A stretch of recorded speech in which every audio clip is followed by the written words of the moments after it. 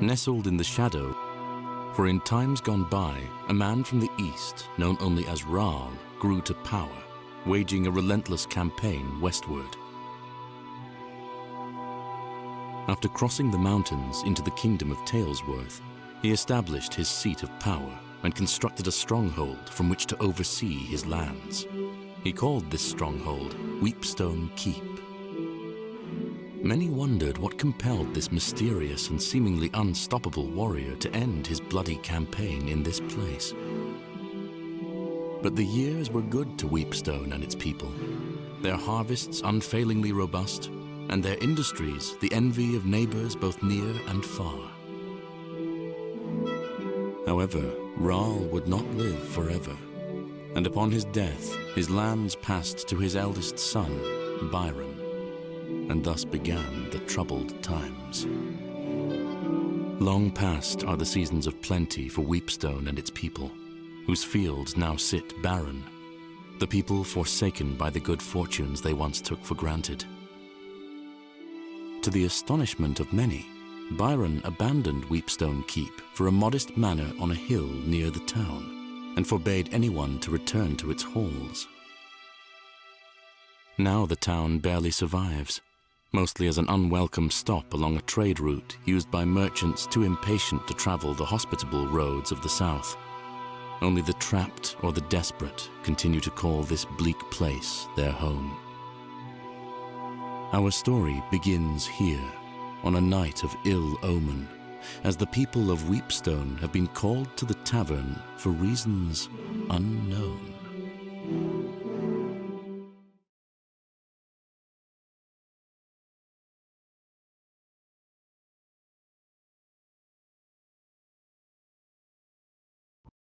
Good people of Weepstone, I've summoned you here to discuss a matter of grave importance. My brother and your lord, Byron, has fallen ill. He is rarely conscious. His nights are fraught with fevered dreams and terrible nightmares. The healers know not what ails him. In his half-waking state, he mumbles incoherently of Weepstone Keep, the castle that our father built, our childhood home. I can only hope that it is there where answers may lie. Are there any among you willing to delve into that forsaken place to find the source of Byron's torment?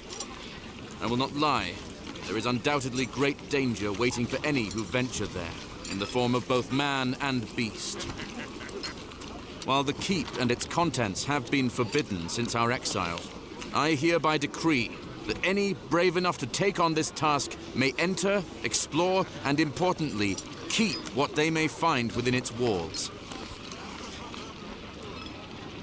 Who among you will take up this duty? I need 6 volunteers. Please, I would rather not have my hand forced to choose.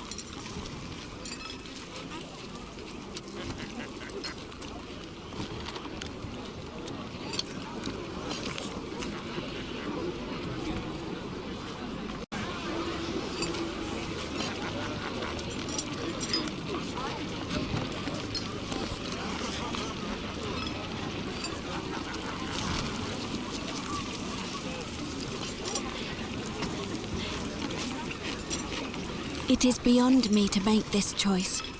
This path has already been chosen for me.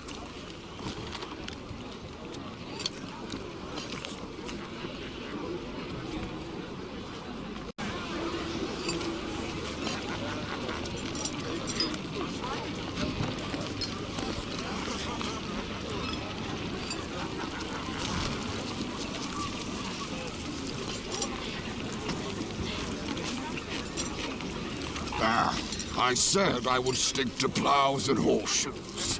But I still know how to swing a hammer. I'm always one to lend a hand, but I'll have to see what Della thinks about it. We know the keep better than most, Egbert. It's only right we try to help.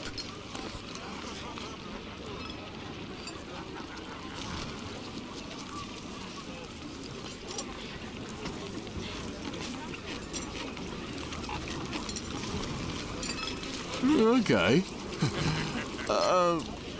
What's a keep?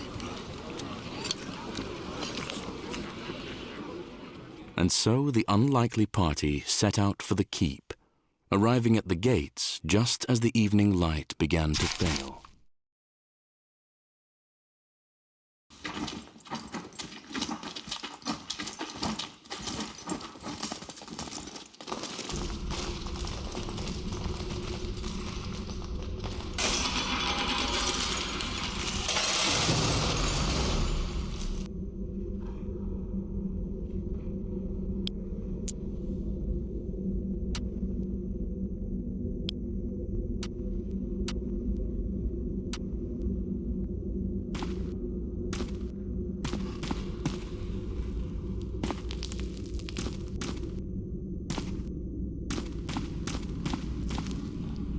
One can only assume the formidable visage on this statue is Raal himself.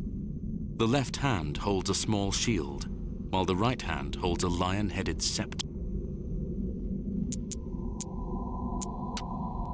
The arm seems to be designed to act as a lever and is already in the down position.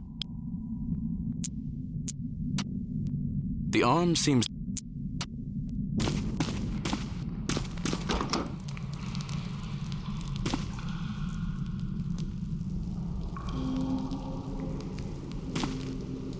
One can only assume the formidable visage on this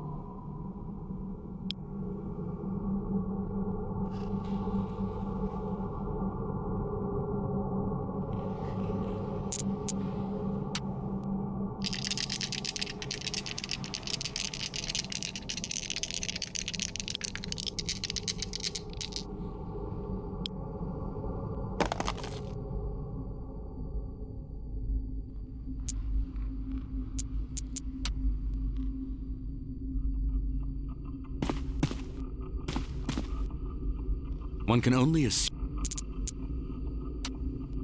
The arm seems to be designed to act as a lever, but the mechanism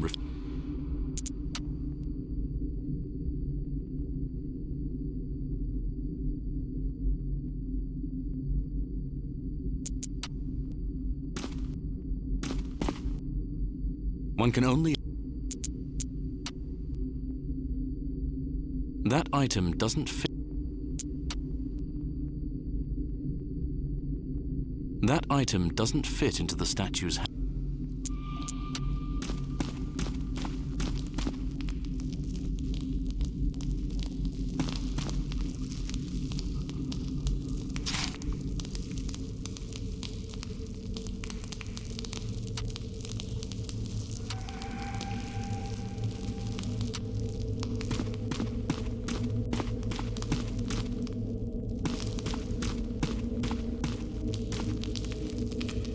This door is wedged shut by the damp and refuses to open, despite your best.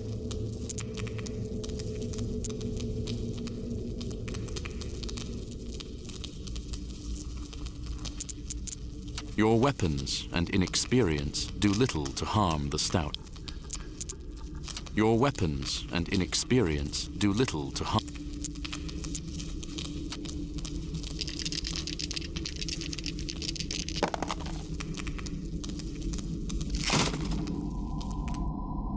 Though humble, these quarters were clearly reserved for a captain or leader of the keep's guard. The contents of this room appear mostly untouched over the years, as various papers and a book sit undisturbed upon a wooden desk.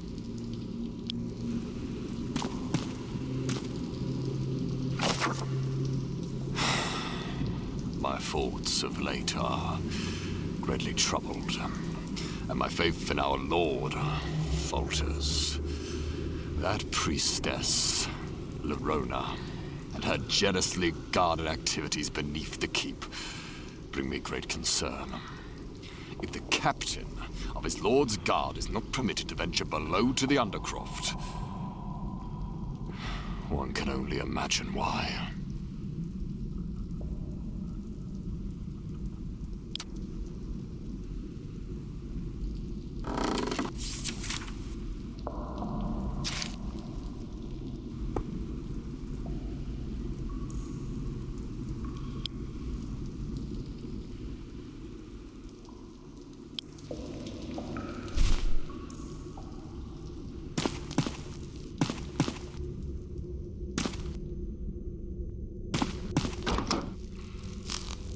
Spartan beds and matching foot chests hint at this.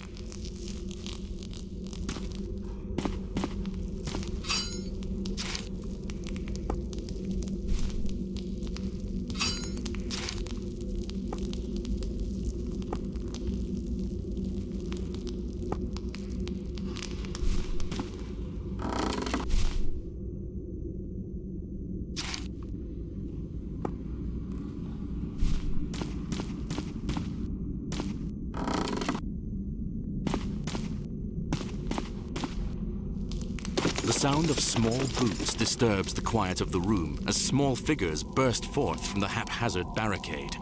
They brandish crude weapons and seem particularly intent on defending their hideout.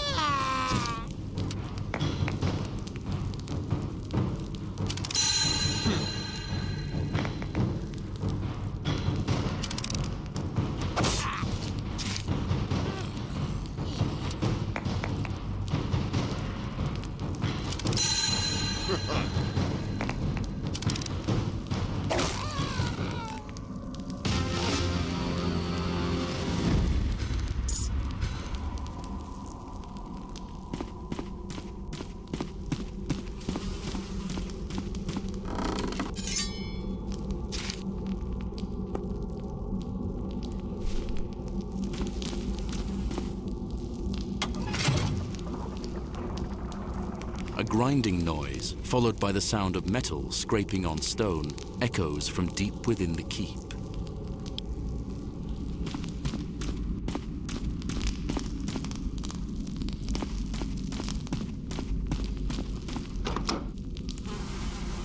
A foul odor pervades this place, a smell so heinous it is beyond description. A sitting board runs the length of the far wall with 3 openings. Despite the buzzing flies, you hear the faintest sound of rushing water that seems to be coming from the farthest hole. Your guts roil, your eyes water. Whatever faith you have is tested by the putrid fumes that waft from this unholy maw.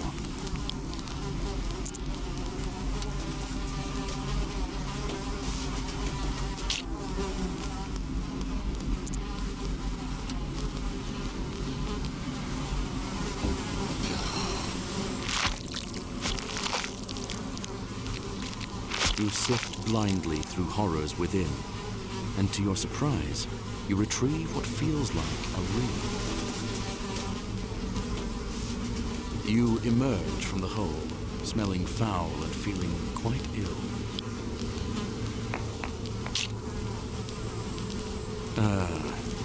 Let's just say that you're poisoned.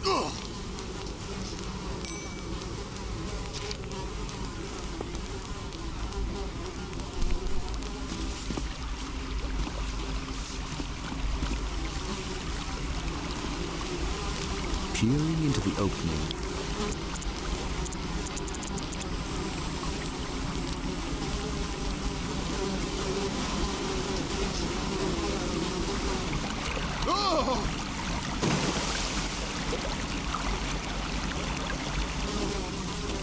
the party calls.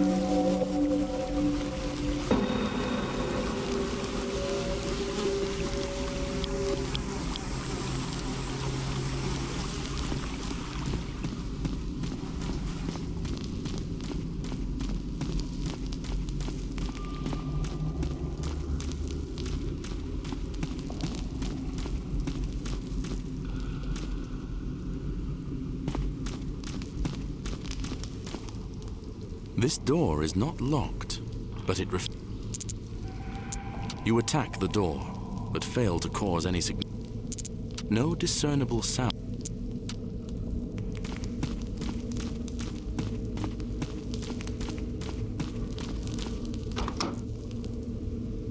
This stately but smaller hall seems to have served as a gallery of sorts.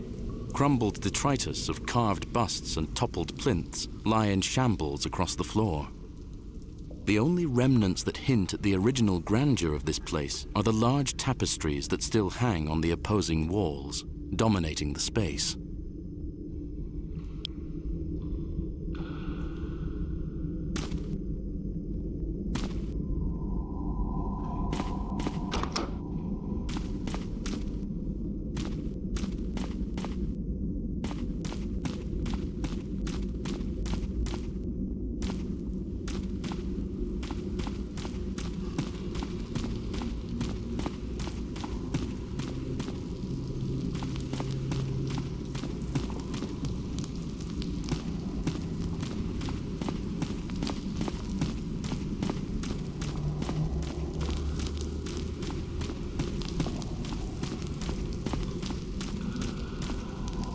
The party lifts with their... The party...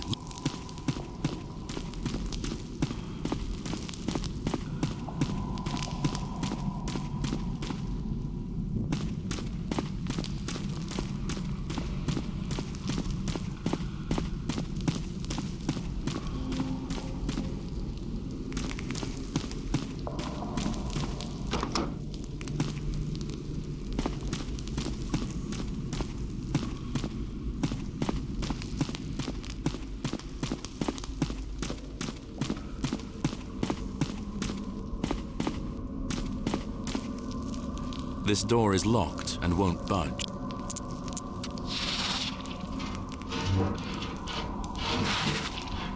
You hear a soft chittering, followed by the clatter of metal on stone. That item doesn't seem to... That item... That item... That item...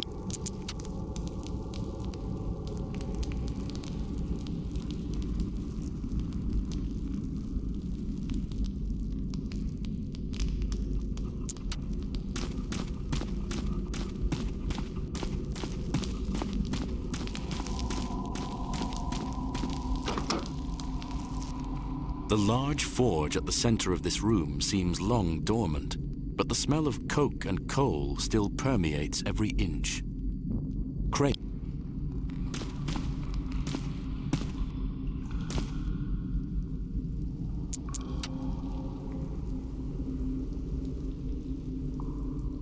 That item does... That item doesn't... That item... That item... That item doesn't...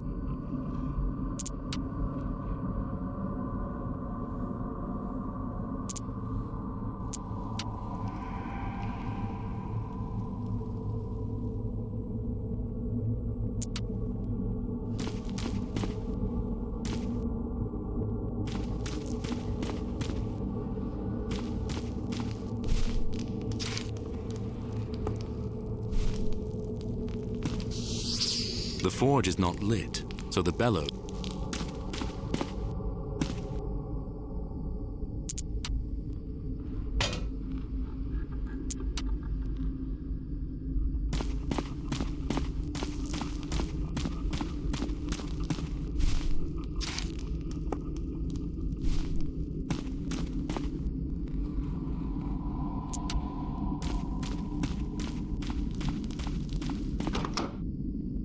A filthy, disheveled man holding a knife cowers in the corner while eyeing you cautiously. Makeshift bedding and various personal effects lie in disarray. What are you lot doing in here?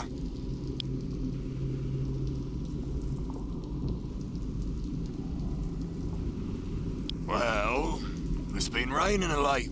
Old creek needed to get me head dry.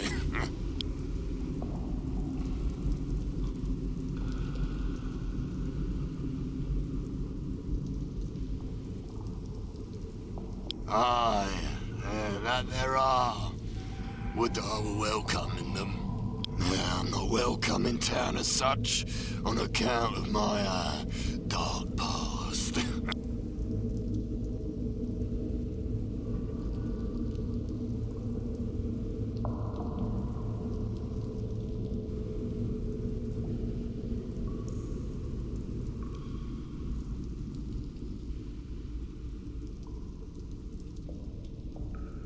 No, would that I were.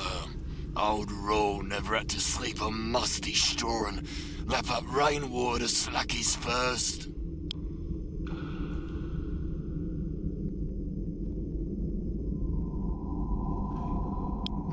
Sure, if you'll, have, Old Creek.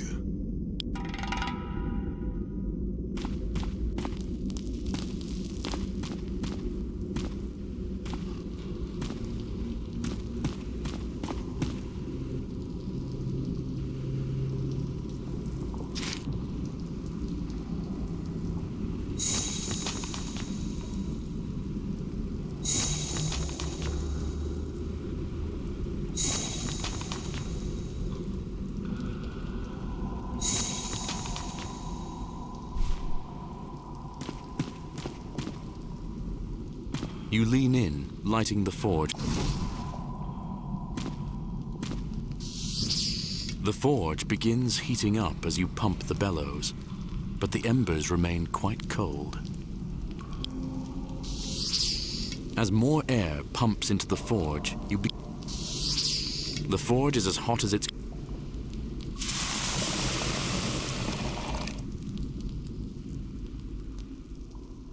As the steel ingot melts, the molten steel flows into the indentation and drains out through a hole.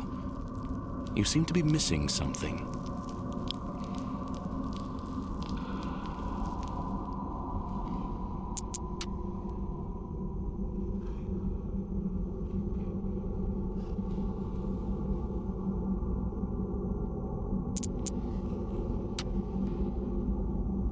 That item...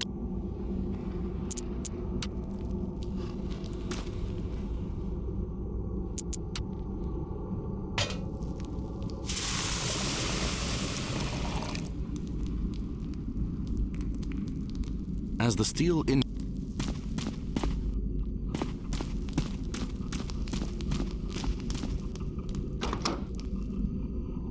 The smith's quarters are Spartan and humble, but must have once been a comfortable...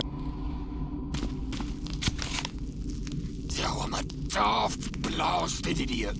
I just can't seem to keep my head on straight anymore these days. 1. Forged the armory key for the 3rd time this year. 2. Finish up Larona's set of fancy daggers. 3.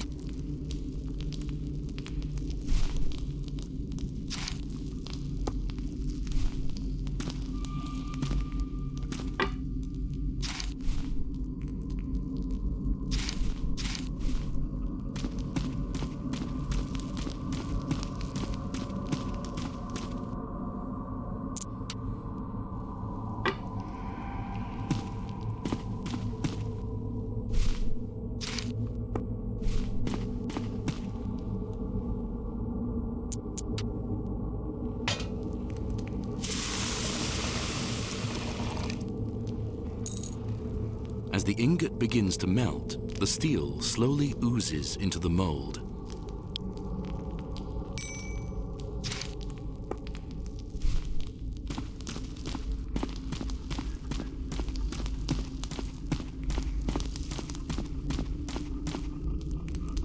This door is locked. Your entrance startles the large, scuttling creature that seems to have been nibbling on what remains of an axe blade.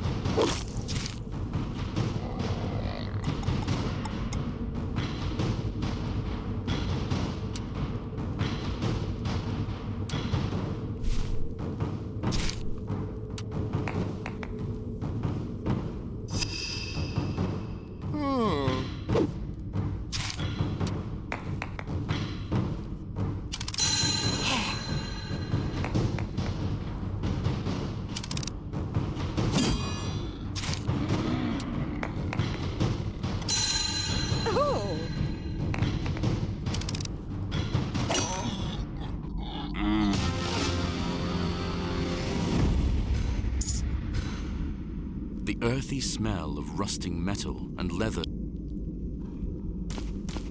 These weapons have been corroded beyond use. These weapons have been corroded beyond use. These weapons.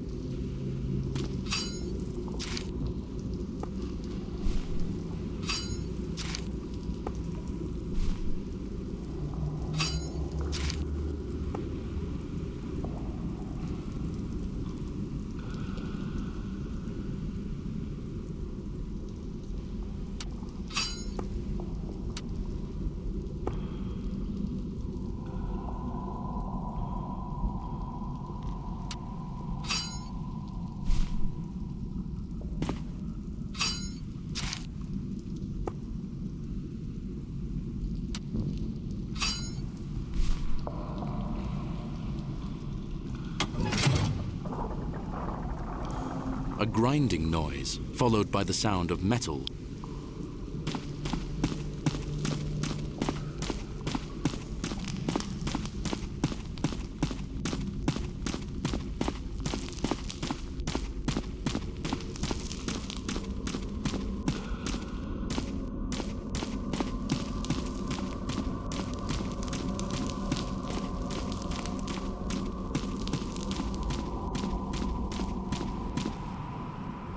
A large, barren courtyard opens before you, complete with mature trees and cobblestone walkways.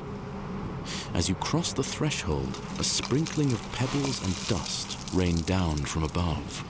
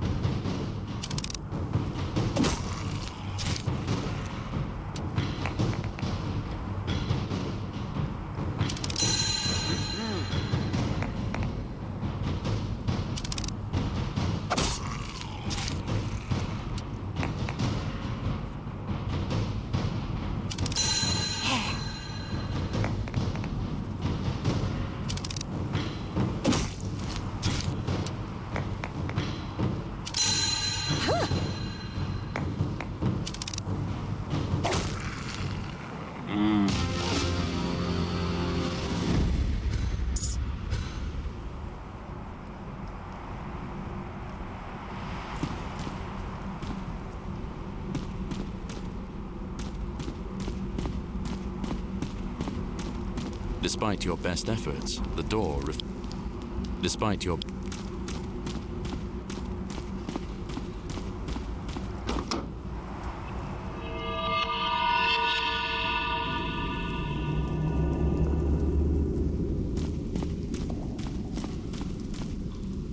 You there? Who are you that dares enter this sacred place?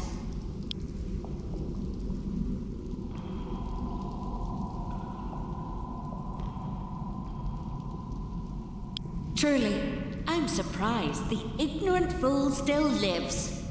I would see you clearer. Come closer. Now.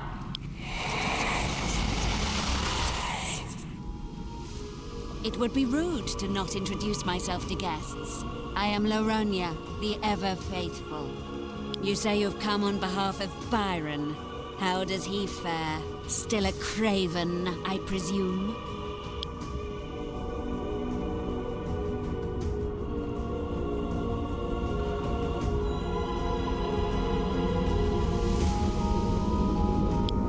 I know him well, as he does me. I don't know that he speaks of me often, though. I am untroubled by what fools do not know, but they make such bad company. Time to remedy.